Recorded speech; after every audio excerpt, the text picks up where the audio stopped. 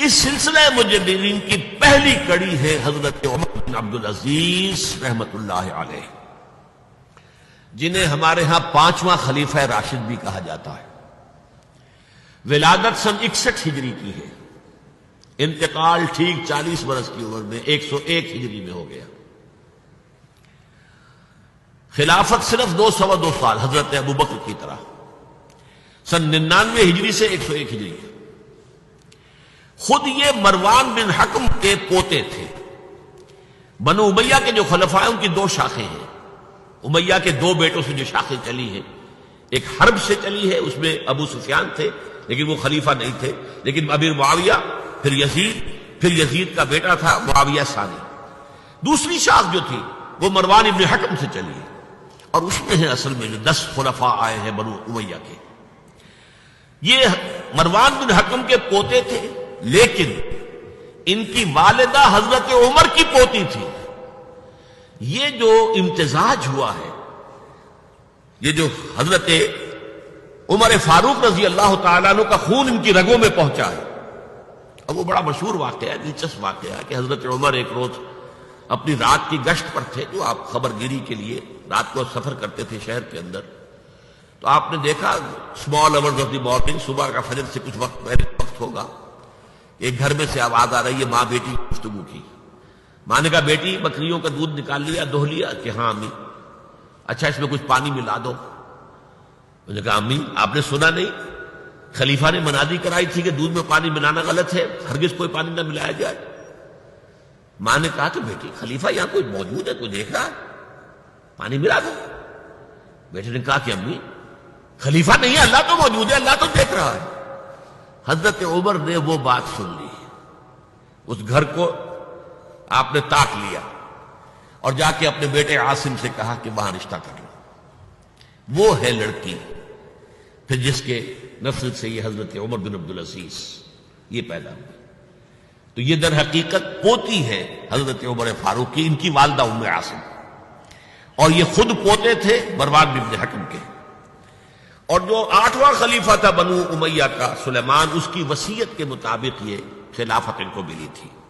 اب آپ ذرا یہ سوچئے، جائزہ جو ہمیں آج لینا ہے، اس وقت تک دین کے اوپر کون سے گرد و غبار آئے تھے کہ جن کو حضرت عمر بن عبدالعزیز نے صاف کیا؟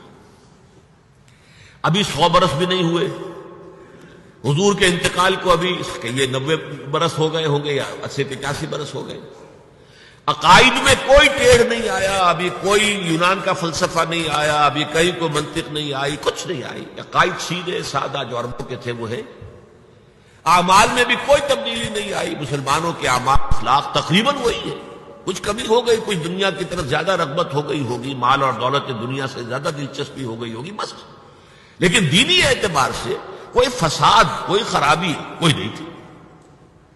خرابی کہاں آئی تھی؟ نظام حکومت میں خرابی آئی تھی۔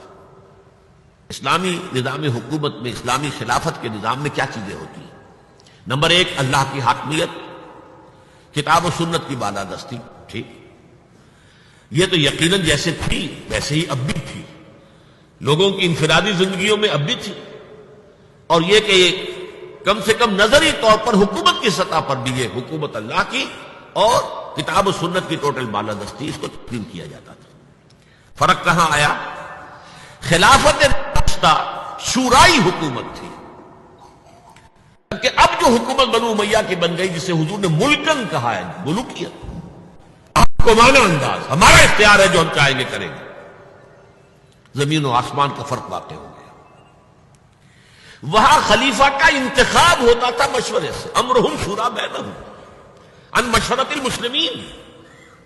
یہاں اب خلافت ہو گئی قبائلی، بنو امیہ، بنو عباس، اور موروثی ہو گئی، باپ کے بعد بیٹا، بیٹے کے بعد پوتا۔ وہاں بیت المال مسلمانوں کی ملکیت، مسلمانوں کی امانت تھا خلیفہ کے پاس، اور خلیفہ کا حق اس میں صرف اتنا تھا جیسے کہ حضرت ابوبکر نے فرمایا، حضرت عمر نے فرمایا، اور یہی بات عمر بن عبدالعزیز نے کہی کہ جتنا حق کے قرآن نے دیا ہے کسی مسلمان کو، اگر اس کی زیر کفالت کو یتیم ہو، یتیموں کا مال بھی ہے، اس کی دیکھ بھال وہ کر رہا ہے یتیم کا، اگر وہ غنی ہے تو اسے 1 پیسہ بھی لینا یتیم کے مال میں سے حرام ہے۔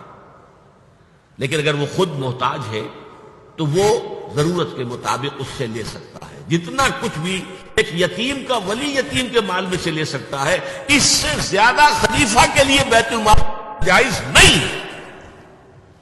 یہ معاملہ تھا ابو بکر صدیق کا، عمر فاروق کا، عثمان غنی کا، علی مرتضیٰ کا رضی اللہ تعالی عنہ اجمعین.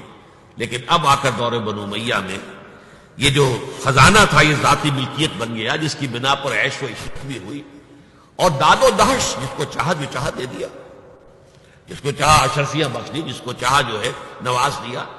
انہوں نے تین ہی کام کیے. نمبر ایک، ان کو خلافت ملی تھی اصل میں سلیمان جو ان سے پہلے خلیفہ تھے ان کی وصیت کی بنیاد پر، لیکن یہ احتیاط کر لی گئی تھی کہ اگر کہیں یہ وصیت پہلے لوگوں کے علم میں آ گئی تو شاید لوگ بغاوت کریں اور حضرت عمر بن عبدالعزیز کو گوارا نہ کریں. لیکن یہ کہ انہوں نے یہ کیا جو اس وقت کے ذمہ دار لوگ تھے کہ پہلے وصیت پر بیعت لے دی گئی کہ یہ وصیت ہم تسلیم کریں گے. ابھی سلیمان کے انتقال کی خبر بھی نہیں دی گئی، اسے بھی چھپا کر رکھا ہوا تھا.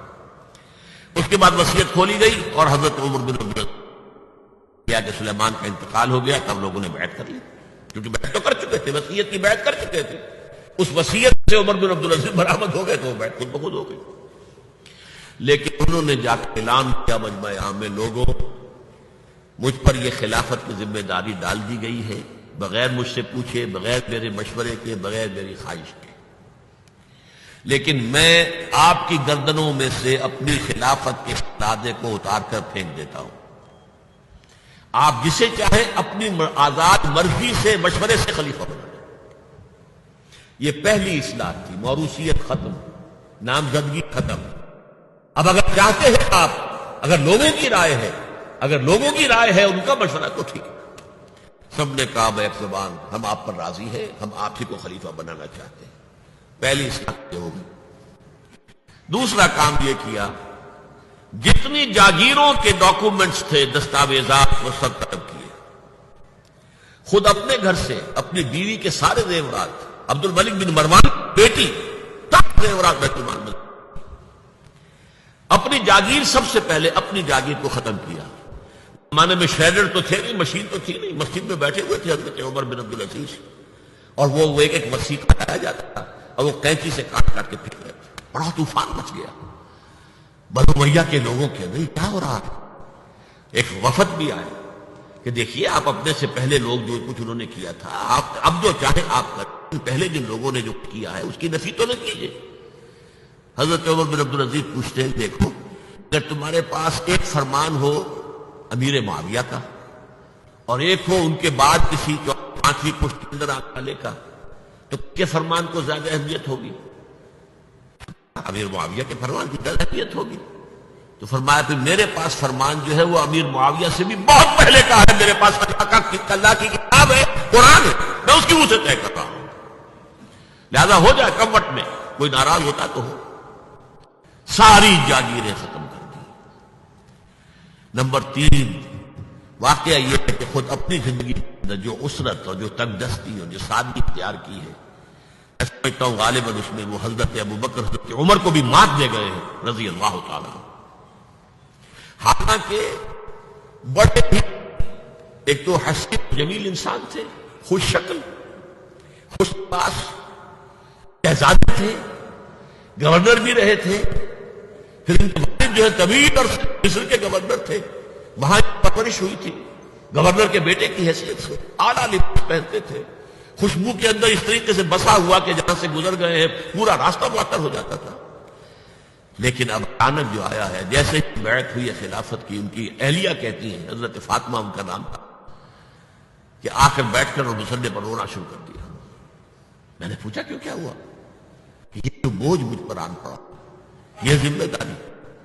رونا شروع کیا. اور اس کے بعد واقعہ یہ ہے کہ انہوں نے ذاتی زندگی میں کپڑا صرف ایک جوڑا، 2 بھی نہیں، جمعے کے لیے بھی اس کے دھوپ سوکھنے کے لیے انتظار کرنا پڑتا تھا، تب جا کر پہن کے اس کو جمعے میں جاتے تھے.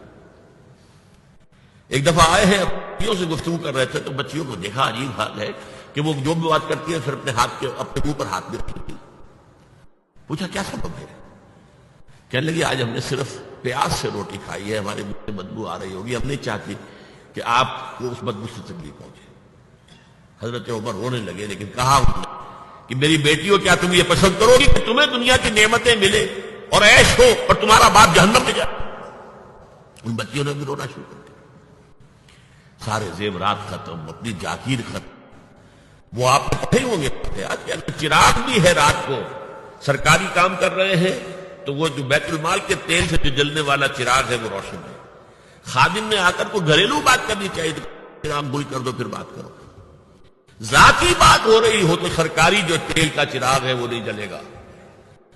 میں یہ سمجھتا ہوں، میں علی وجہ البصیرت کہہ رہا ہوں کہ میرے نزدیک تو اس قدر شاید باریک بینی کی باتیں جو ہے میرے علم میں نہیں ہے کہ حضرت ابو بکر اور حضرت عمر، اور پھر یہ کہ وہاں کوئی ایسا کنٹراسٹ کنٹراسٹ نہیں تھا، اس لیے کہ حضور کے ساتھ جد و جہد کرتے ہوئے ان کی زندگیوں میں پہلے بھی فقر اور ساری فقر کی کیفیات تھی۔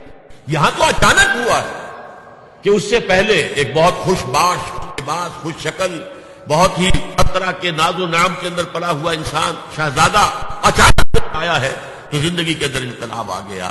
یہ ہے خلیفہ اول، خلیفہ خامس ان کو کہا جاتا ہے، خلافت راشدہ میں شامل کیا جاتا ہے، اور یہ ہے سلسلہ تجدید خلافت کی پہلی کڑی، اور اس کو ہم کہیں گے تجدید کامل تھی، کیونکہ ابھی خرابی آئی ہی صرف نظام حکومت میں تھی، اسی کو آپ نے درست کر دیا۔ یہ دوسری بات ہے کہ یہ بہت شارٹ لیوڈ رہی ہے، آگے نہیں چلی ہے، ان کو زہر دے دیا گیا، اس لیے کہ یہ بات زیادہ قابل برداشت نہیں تھی بنو امیہ کے پورے خاندان کے لیے، قبیلے کے لیے۔ انہیں گمان غالب یہی ہے کہ زہر دے کر جو ہے انہیں شہید کیا گیا، لیکن بہرحال یہ پہلی کڑی ہے عمر بن عبد العزیز رحمۃ اللہ علیہ۔